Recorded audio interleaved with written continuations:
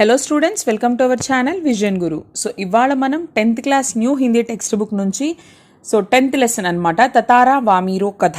ఈ లెసన్కి సంబంధించినటువంటి question and answers అనేవి డిస్కస్ చేద్దాము. సో లెసన్ ఎక్స్ప్లెనేషన్ వీడియోస్ అన్నీ కూడా మన ఛానల్లో అప్లోడ్ చేస్తున్నామండి. మీరు ప్లేలిస్ట్లో చెక్ చేసినట్లయితే మీకు హెల్ప్ అవుతాయి. అయితే ఈరోజు మనం తతారా వామీరో కథ ఈ లెసన్కి సంబంధించిన క్వశ్చన్ అండ్ ఆన్సర్స్ చెప్పుకుందాము.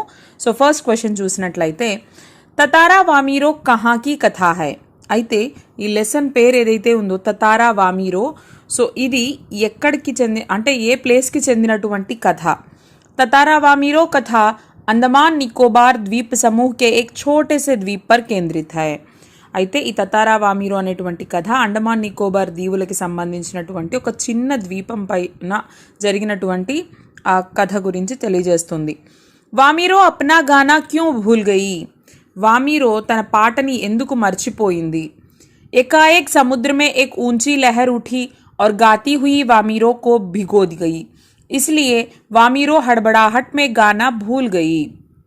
అయితే ఉన్నపళంగా అకస్మాత్తుగా సముద్రంలో నుంచి ఎత్తైన కెరటాలు అలలు వచ్చి వామీరోని ఒక్కసారిగా ముంచేశాయి, అంటే తడిచిపోయింది తను. సో దాంతో వామీరోకి ఒక్కసారిగా ఆ పాట ఆపేసిందనమాట. వామీరో అకస్మాత్తుగా జరిగినటువంటి ఆ ఇన్సిడెంట్తో తను పాడేటువంటి ఆ గానాన్ని ఉన్నపళంగా ఆపేసింది.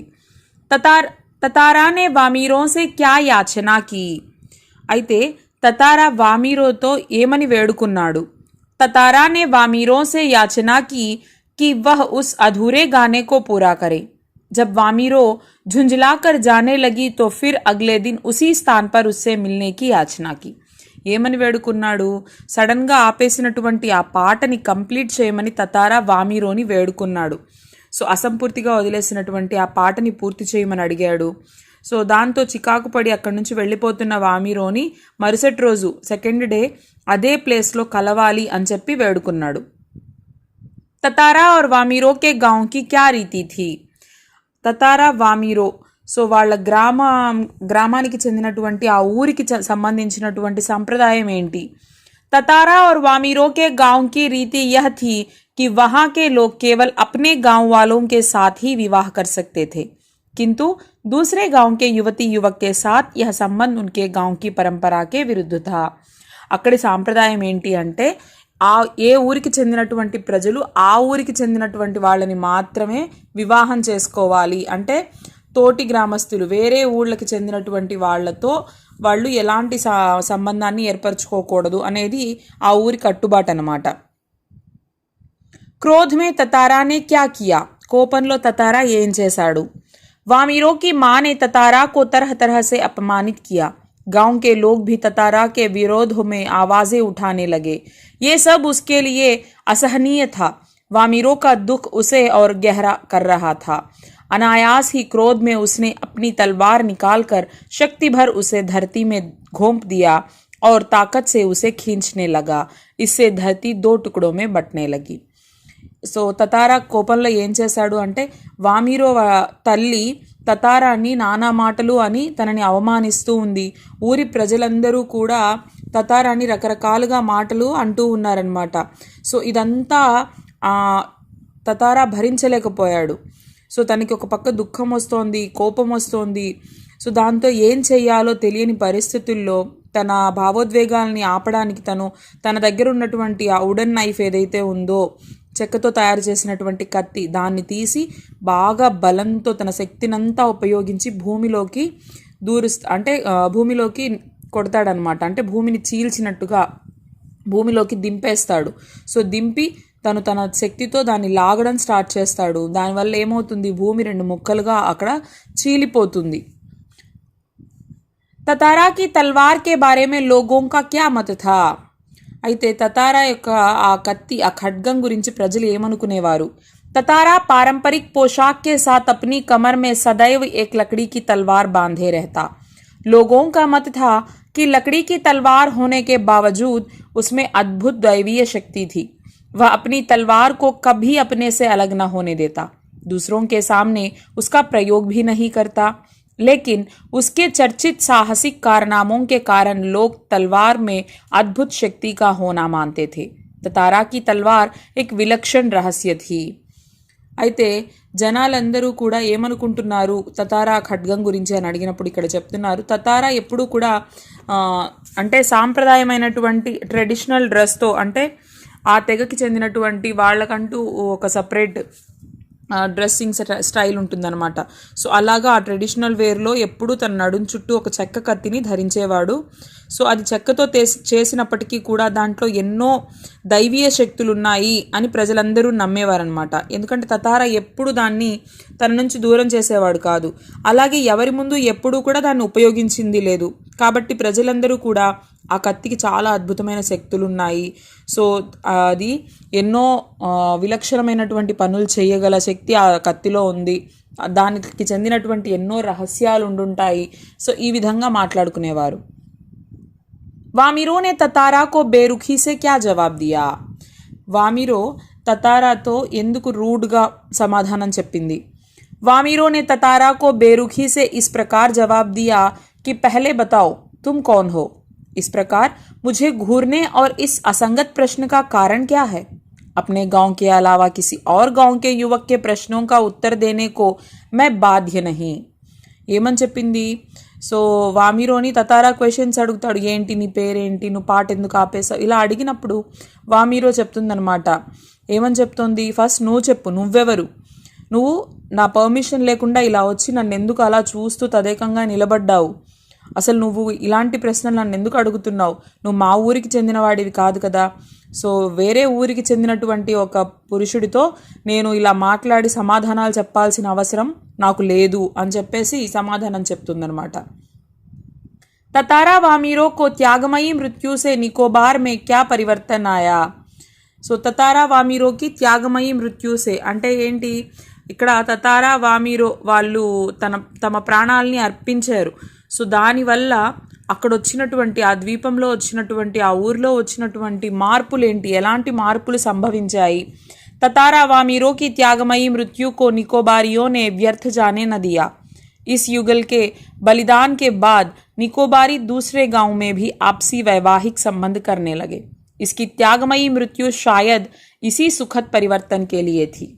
ఏం చెప్తున్నారంటే ఇక్కడ, సో వాళ్ళిద్దరి ఆ చావు అనేది వ్యర్థం అవ్వలేదు. సో వాళ్ళు అలా విడిపోయి చనిపోయి వేరుగా అయిపోయినప్పటికీ కూడా వాళ్ళ చావు వల్ల తర్వాత ప్రజలు మారారనమాట. అంటే ఆ మూఢనమ్మకం నుంచి బయటకు వచ్చారు. సో వాళ్ళు వీళ్ళని పెళ్లి చేసుకోకూడదు, వీళ్ళు వాళ్ళని పెళ్లి చేసుకోకూడదు అనే రూల్స్ అనేవి ఇప్పుడు అక్కడ లేవన్నమాట.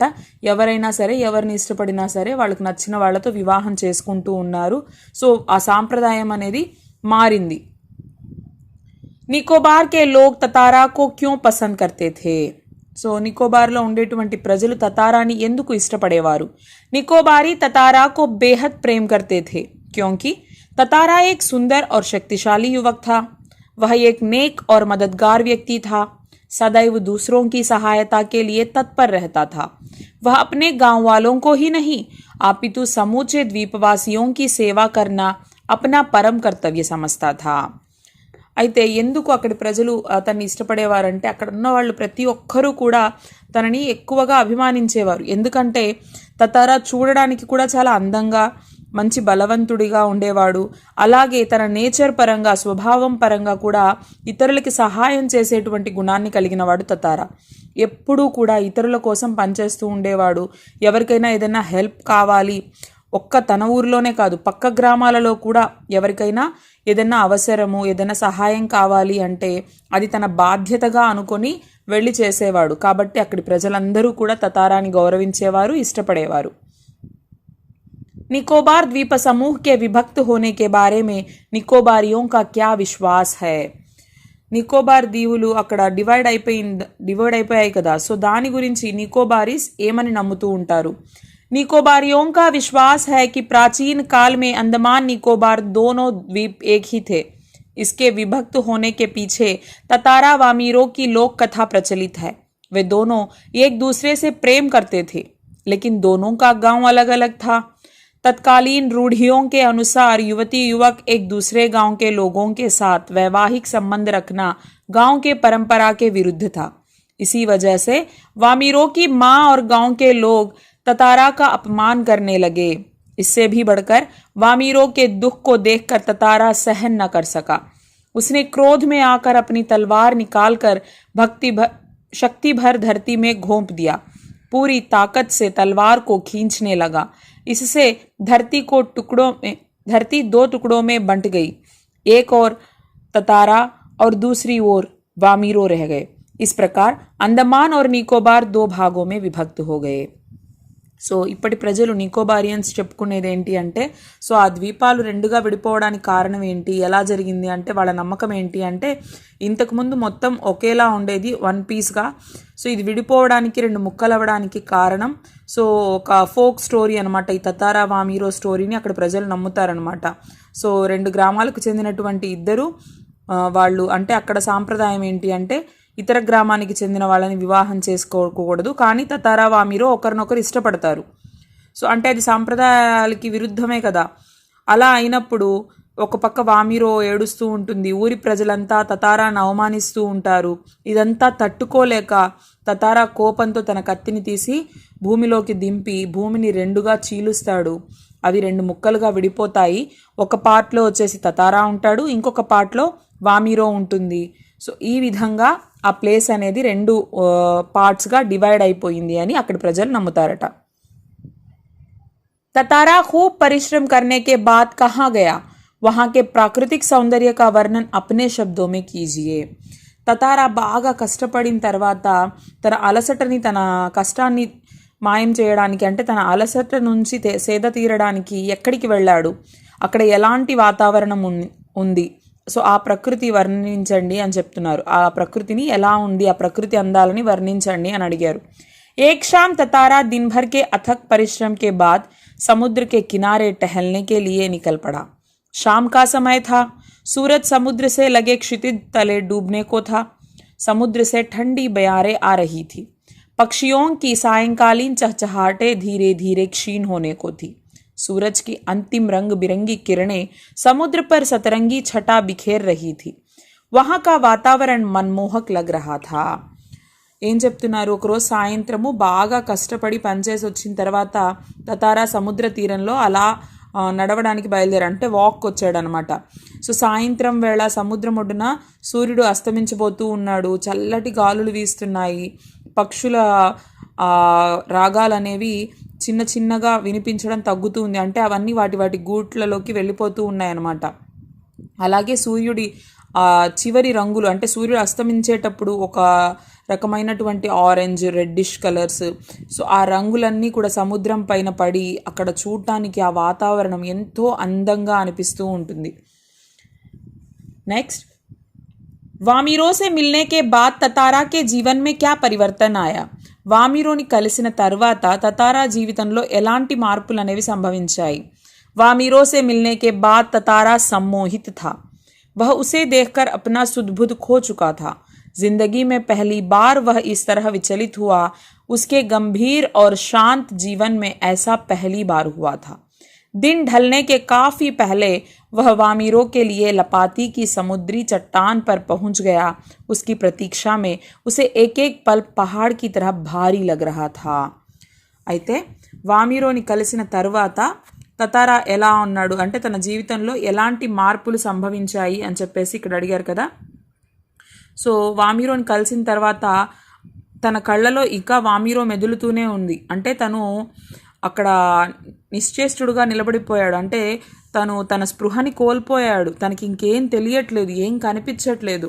తన బ్రెయిన్లో తన మైండ్లో మొత్తం కూడా వామీరోనే కదులుతూ ఉంది. వామీరో కోసం తను లపాతి గ్రామం చివరిలో అక్కడికి వచ్చేసి ఆ సముద్రపు రాయి దగ్గరకు వచ్చేసి అక్కడ అలాగే వెయిట్ చేస్తూ ఉన్నాడు, తను వస్తుందేమో అని చెప్పేసి తన రాక కోసం. అంటే ప్రతి క్షణం కూడా తనకి కొండంత బరువుగా అనిపిస్తూ ఉంది, ఇంకా రాలేదు చూడాలి అన్న తను వేచి చూస్తూ ఉన్నాడనమాట. प्राचीन काल में मनोरंजन और शक्ति प्रदर्शन के लिए किस प्रकार के आयोजित किया जाते थे. అయితే పాతకాలంలో పురాతన కాలంలో ఎంటర్టైన్మెంట్ కోసం ఎలాంటి కార్యక్రమాలు ఎలాంటి షోస్ అనేవి వాళ్ళు నిర్వహించేవాళ్ళు. प्राचीन काल में मनोरंजन और शक्ति प्रदर्शन के लिए पशु पर्व का आयोजन होता था. उसमें पशुओं से युवकों की शक्ति परीक्षा प्रतियोगिता भी होती थी. नृत्य संगीत और भोजन का भी आयोजन होता था. सब लोग वहाँ एकत्रित होते थे. अनेक सांस्कृतिक कार्यक्रमों का आयोजन होता था.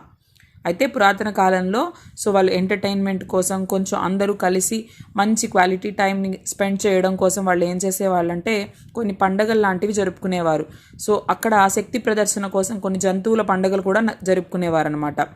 సో అక్కడికి వచ్చినటువంటి యువత వాళ్ళందరూ కూడా తమ బలాన్ని పరీక్షించుకోవడానికి సో చిన్న చిన్న ప్రోగ్రామ్స్ అనేవి పెట్టుకునేవాళ్ళు. అలాగే డాన్స్, మ్యూజిక్, సో భోజనాలు ఏర్పాటు చేసుకునేవాళ్ళు. అందరూ అక్కడ చేరేసి కొన్ని సాంస్కృతిక కార్యక్రమాలు ఇవన్నీ కూడా కండక్ట్ చేసుకునేవారు.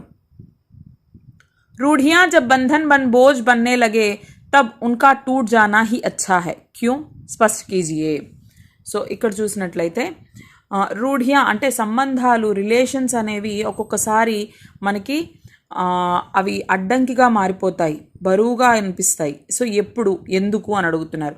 జబ్ పరంపరాయే యా మాన్యతాయే రూఢియా బన్కర్ బంధన్ లగ్నే లగే तो वे बोझ बन जाती है, वे सामाजिक विकास में अवरोध उत्पन्न करती है. ऐसी रूढ़ियों का टूट जाना ही अच्छा है, इन्हें तोड़कर ही समाज गतिशील बन सकता है. इस कहानी में ततारा और वामीरों ने इन रूढ़ियों को तोड़ने के लिए अपने प्रेम का त्याग कर दिया. आखिरकार इन्होंने अपने प्राणों तक का बलिदान कर दिया. అయితే ఈ సంప్రదాయాలు ఇవన్నీ కూడా మనకి ఒక అడ్డంకిగా మారినప్పుడు మనల్ని బంధించినట్లుగా మనల్ని బాధ పెడుతూ ఒక ఉచ్చుగా మారిపోతాయి అన్నమాట. సో అలాగే ఇక్కడ కూడా జరిగింది. ఏంటి ఈ కథలో? తతారా, వామీరో, సో వీళ్ళిద్దరూ ఒకరినొకరు ఇష్టపడ్డారు. కానీ ఆ మూఢనమ్మకాలు, వాళ్ళ సాంప్రదాయాలు అవన్నీ వీళ్ళని అడ్డుకున్నాయన్నమాట. చివరికి ఏమైంది? వీళ్ళ ప్రేమని వీళ్ళు త్యాగం చేసి ప్రాణాలను కూడా త్యాగం చేయాల్సినటువంటి పరిస్థితి అనేది ఏర్పడింది. जब कोई राह न सूझी तो क्रोध का शमन करने के लिए उसमें शक्ति भर उसे धरती में घोंप दिया और ताकत से उसे खींचने लगा. तो इसका आशय स्पष्ट कीजिए. సో చూడండి, తన కోపాన్ని చల్లార్చుకోవడానికి వేరే మార్గం లేక తన శక్తిని అంతటినీ ఆ కత్తిలో నింపి భూమిలోకి దింపాడు ఆ కత్తిని. సో దీని అర్థాన్ని వివరించండి అని అడిగారు. అంటే ఇది ఏ సందర్భంలో దేని గురించి చెప్తున్నారు అని. इसका आशय यह है कि वामीरों की माँ ने ततारा को तरह तरह से अपमानित किया. गांव के लोग भी ततारा के विरोध में आवाजें उठाने लगे. ये सब उसके लिए असहनीय था. वामीरों का दुख उसे और गहरा कर रहा था.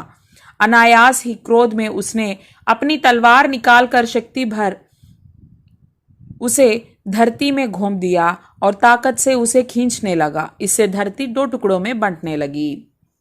సో ఏ సందర్భంలో అంటే వామీరో తల్లి తతారాని అవమానిస్తూ ఉంటుంది. గ్రామ ప్రజలు కూడా తతారాని నానా మాటలు అంటూ తను వ్యతిరేకిస్తూ ఉంటారు. ఒక పక్క వామీరో ఏడుస్తూ ఉంటుంది. సో ఇదంతా చూసి భరించలేక తన దుఃఖాన్ని, తన కోపాన్ని అణుచుకోవడానికి తతారా ఏం చేస్తాడు?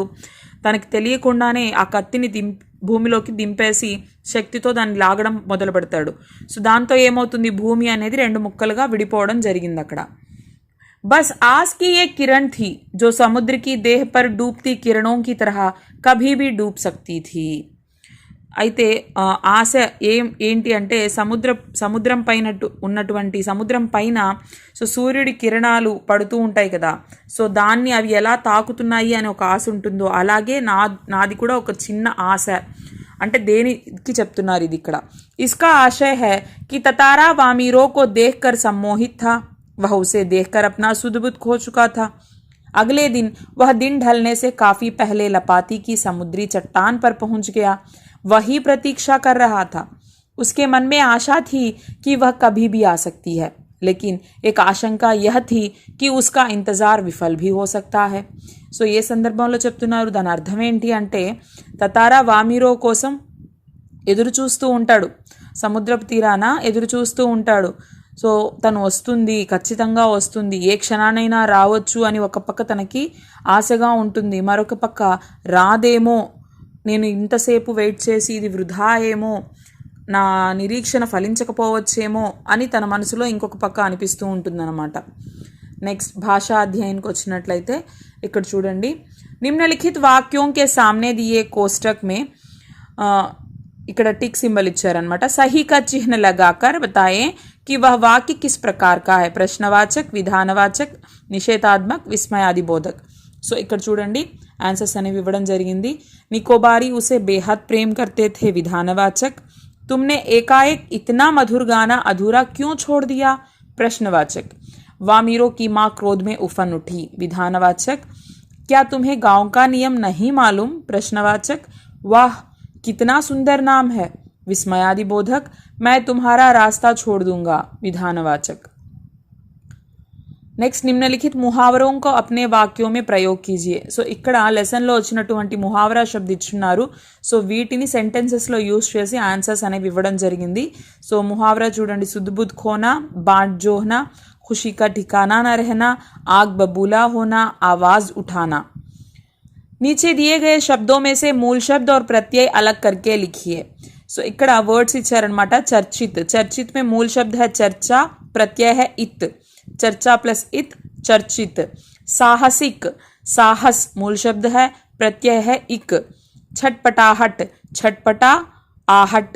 शब्दहीन. शब्दहीन. नेक्स्ट नीचे दिए गए शब्दों में से उचित उपसर्ग लगाकर शब्द बनाइए. పైన మనకి ప్రత్యయ గురించి చెప్పారు, ఇక్కడ ఉపసర్గ గురించి చెప్తున్నారు. సో చూడండి. अनाकर्षक. अनाकर्षक में अन उपसर्ग है. अज्ञात आ उपसर्ग है. सुकोमल सु. बेहोश बे. दुर्घटना दुर. नेक्स्ट నిమ్నలిఖిత్ వాక్యోं को నిర్దేశానుసాर పరివర్తన్ కీజియే. సో ఇక్కడ మనకి కొన్ని క్వశ్చన్స్ ఇచ్చారనమాట.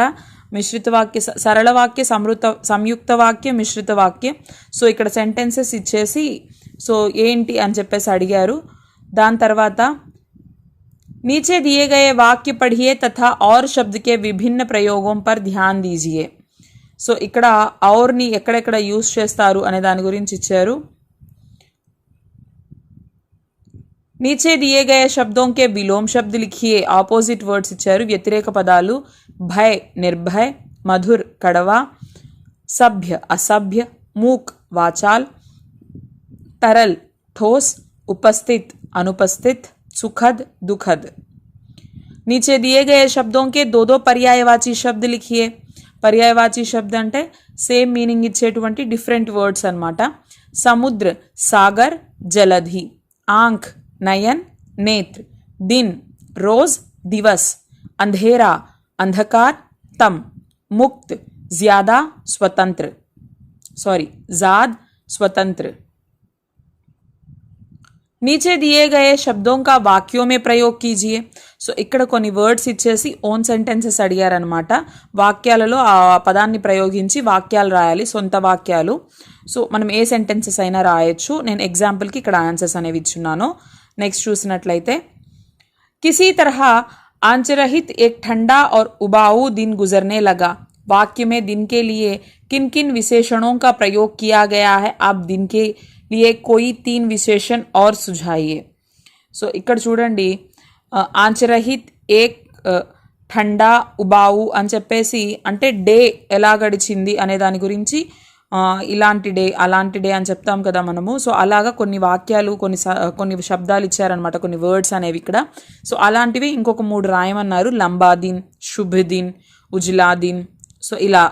नेक्स्ट इस पाठ में देखना क्रिया के कई रूप आए हैं. देखना के इन विभिन्न शब्द प्रयोगों में क्या अंतर है? वाक्य प्रयोग द्वारा स्पष्ट कीजिए. సో చూడడము, దేఖనా అంటే ఏంటి? చూడడము.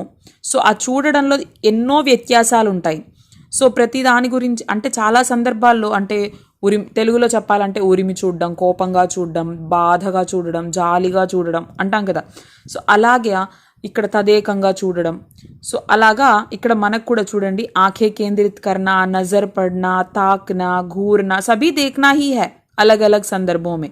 సో అక్కడ ఎలాంటి సందర్భంలో ఎలాంటి చూడడాన్ని మనం యూజ్ చేస్తాము అనే దాని గురించి ఇక్కడ సెంటెన్సెస్ అనేవి ఇచ్చున్నాను. इसी प्रकार बोलना क्रिया के विभिन्न शब्द प्रयोग कीजिए. అదే విధంగా ఇందాక మనము చూడడం గురించి చెప్పుకున్నాం, ఇప్పుడు మాట్లాడడం గురించి. బోల్నా చెప్పడము, బాత్చీత్ కర్నా, ఫుస్ఫుసానా అంటే చిన్నగా గుసగుసలాడడం, పెద్దగా అరిచి అరిచి మాట్లాడడం, ఆజ్ఞాపించడం. సో ఈ విధంగా వస్తుందన్నమాట. నీచే దియే గయే వాక్యోం కో పఢియే. సో ఇక్కడ పదబంధ్ గురించి ఇచ్చున్నారనమాట. సో నెక్స్ట్ योग्यता विस्तार लो. पुस्तकालय में उपलब्ध विभिन्न प्रदेशों की लोक कथाओं का अध्ययन कीजिए. సో లైబ్రరీ నుంచి డిఫరెంట్ ప్లేసెస్లో జరిగినటువంటి కొన్ని ఫోక్ స్టోరీస్, జానపద కథల గురించి తెలుసుకొని సో వాటిని రాయమని చెప్పి దాని గురించి డిస్కస్ చేయమని చెప్పారు. ఇక్కడ నేను ఎగ్జాంపుల్కి కొన్ని ఇచ్చున్నాను అనమాట, మీరు చెక్ చేయొచ్చు. भारत के नक्शों में अंडमान निकोबार द्वीप समूह की पहचान कीजिए और उसकी भौगोलिक स्थिति के विषय में जानकारी प्राप्त कीजिए. అయితే చూడండి ఇక్కడ ఏమన్నారు, సో భారత్ కే నక్షే మే అంటే ఇండియన్ మ్యాప్లో సో ఎక్కడైతే ఈ అండమాన్ నికోబార్ అనేది ఉందో సో దాన్ని ఐడెంటిఫై చేసి అక్కడ ఉన్నటువంటి పరిస్థితుల గురించి అక్కడ వాటి గురించి ఇన్ఫర్మేషన్ అనేది తెలుసుకొని ఇక్కడ రాయండి అని చెప్పారు. సో అవి కూడా ఇక్కడ ఇచ్చున్నాము, మీరు చెక్ చేసుకోవచ్చు. अंडमान निकोबार द्वीप समूह की प्रमुख जनजातियों की विशेषताओं का अध्ययन पुस्तकालय की सहायता से कीजिए. అయితే ఇక్కడే మరి అడిగారు లైబ్రరీ హెల్ప్తో మీరు అంటే లైబ్రరీలో బుక్స్ రిఫర్ చేసి అండమాన్ నికోబార్ దీవుల్లోని కొన్ని ట్రైబ్స్, ప్రధాన తెగలు ఉంటాయి కదా, సో ఆ తెగలకి చెందిన వాళ్ళ గురించి మీరు ఇన్ఫర్మేషన్ అనేది గ్యాదర్ చేయండి. సో వాళ్ళు ఎలా ఉంటారు ఏంటి వాళ్ళ గురించి మీరు తెలుసుకొని రాయండి అని చెప్పారు. दिसंबर 2004 में आए सुनामी का इस द्वीप समूह पर क्या प्रभाव पड़ा, जानकारी एकत्रित कीजिए. డిసెంబర్ 2004లో వచ్చినటువంటి సునామీ ఈ ద్వీప సమూహంపై ఎలాంటి ప్రభావాన్ని చూపించిందో సమాచారాన్ని సేకరించండి, ఇన్ఫర్మేషన్ గ్యాదర్ చేయండి అన్నారు. నెక్స్ట్ పరియోజన కార్య, ప్రాజెక్ట్ వర్క్ చూడండి. अपने घर परिवार के बुजुर्गों सदस्यों से कुछ लोक कथाओं को सुनिए, उन कथाओं को अपने शब्दों में कक्षा में सुनाइए. సో మీ ఫ్యామిలీలో ఉండేటువంటి పెద్దవాళ్ళు ఎవరైతే ఉంటారో, తాతయ్య అమ్మమ్మలు వాళ్ళు ఉంటారు కదా, సో పెద్దవాళ్ళని అడిగి కొన్ని జానపద కథలు వినండి, ఆ కథల్ని మీ మాటల్లో క్లాస్లో చెప్పండి అని చెప్పారు. సో ఇక్కడ చూస్తే బుద్ధి బడి యా పైసా అని ఒక స్టోరీ ఇచ్చినాను. నెక్స్ట్ శబ్దార్థ ఆర్ టిప్పణియా, సో లెసన్ బ్యాక్ సైడ్ ఉన్నటువంటి మీనింగ్స్ అనమాట. श्रृंखला मतलब कड़ी, आदिम, प्रारंभिक, विभक्त, बटा हुआ, लोक कथा, जनसमाज में प्रचलित कथा, आत्मीय, अपना, साहसिक कारनामा, साहसपूर्ण कार्य, विलक्षण, असाधारण, बयार, शीतल, मंदवायु, तंद्रा, एकाग्रता, चैतन्य, चेतना, सजग, विकल, बेचैन, व्याकुल, संचार, उत्पन्न होना, असंगत, अनुचित, सम्मोहित, मुग्ध, झुंझलाना, चिढ़ना, अन्यमनस्कता, जिसका चित्त कहीं और हो, निर्निमेष, जिसमें पलक न झपकी जाए, बिना पलक झपकाए, अचंभित, चकित, रोमांचित, पुलकित, निश्चल, स्थिर, अफवाह, उड़ती खबर, उफनना, उबलना, निषेध परंपरा, वह परंपरा जिस पर रोक लगी हो, शमन, शांत करना, घोंपना, भोंकना, दरार, रेखा की तरह का लंबा छिद्र जो फटने के कारण पड़ जाता है. సో అంటే పగుళ్ళు ఏర్పడడం అనమాట. సో ఇది ఐ హోప్ మీ అందరికీ ఇది హెల్ప్ అవుతుంది అనుకుంటున్నాను. మీకు కానీ ఇది హెల్ప్ అవుతుంది, అర్థమయ్యింది అంటే మాత్రం తప్పకుండా లైక్ చేయండి, షేర్ చేయండి, మన ఛానల్ని సబ్స్క్రైబ్ చేసుకోండి. అలాగే బెల్ ఐకాన్ని క్లిక్ చేసినట్లయితే వీడియో అప్లోడ్ చేసిన వెంటనే మీకు నోటిఫికేషన్స్ అనేవి వస్తాయి. Thank you.